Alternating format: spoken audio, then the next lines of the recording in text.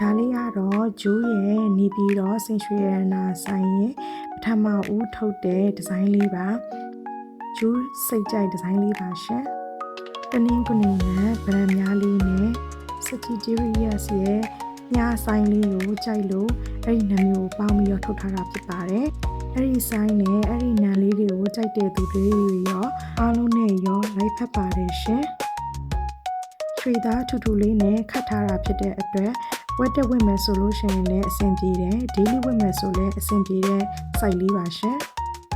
ဆွဲသီးဝတ်လည်းအဆင်ပြေတယ်လက်ရှိုလက်ပတ်နဲ့ဒီလိုဝတ်လည်းအဆင်ပြေပါတယ်ရှင်ဆွဲသီးလေးအသေးနဲ့အကြီးကိုဒီလိုမျိုးလေးထုတ်ပေးထားတာပါဒါလေးကတော့ချောကာလေဘင်းပတ်လေးနဲ့လည်း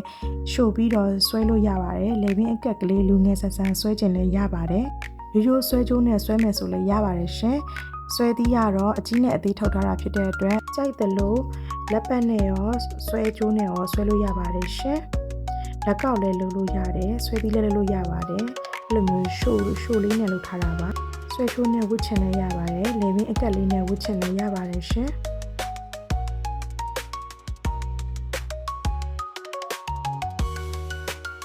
ဆွဲချိုးအသေးလေးတွေနဲ့ဝတ်ချင်တယ်ဆိုလည်းမလန့်ပါဘူးရှင်အဲ့လိုမျိုးအပေါ်ရောအောက်ရောအဲ့ဆွဲသည့်အကြီးလေးမှာအပေါက်လေးတွေဖောက်ပေးထားပါတယ်